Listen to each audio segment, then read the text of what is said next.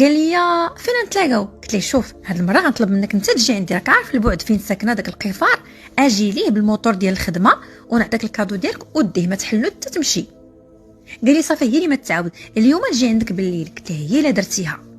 جا عندي مع 8:30 وقف حدا الرادار وخرجت وعطيته هذاك الكادو ملوي بالاحمر ومقاد، كنت دايره في واحد الساشيه لا تشوف امي ولا شي واحد. قلت له شوف ما تحلوش. قال لي عافاك نحلو، راه تحمست. قلت له شوف الا كنت عزيز عليك بصح وكتبغيني سير ديه حتى للدار ولا الخدمه وحلو. صافي مشى السيد وجلست انا في الدار كنتسناه، ما بلوكيتو ما والو، الا سبني ولا حتى حاجه ما عندي زايد ناقص. جالسه كنتسناه وشاده يديا مربعاهم وجالسه حتى صون عليا. قال لي اش هاد الشيء الحماره، اش هاد التصرفات ديال البراهش، وانا حليته قدام صحابي في الخدمه ولقيت اولويز الشوكولات، واش دير امك انايا، واش انا دريه، اش تسحابي راسك. كيغوت وانا غير كنتصنت وكنستمتع بداك الاغنيه اللي كيطلقها.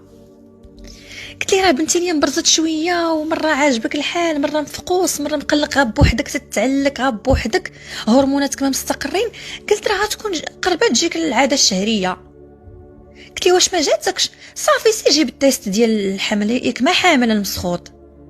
وهو غير كيجعر وكيسب وكيعاير وكيصيفط لي الميساج، وانت اصلا سيريه ديك العروبيه اللي ساكنه في نص عروبيه نص باديه نص مدينه، يا الكلبه يا الدايره يا مو الخنافر. كيسب داك السبان ديال العيالات. صافي خليته مزيان حتى سب على خاطرو بلوكيتو. انتهت هذيك القصه الى الابد من حياتي. وهذه هي القصه ديالتي البائسه، وشكرا لكم على الاستماع.